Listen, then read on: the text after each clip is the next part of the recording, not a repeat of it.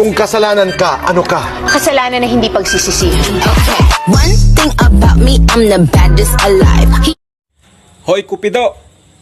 Magbabalintay na naman. Pagpapanain mo nga yung mga manhid at torpe na yan. Para magka-jowa naman tong nanonood, oh.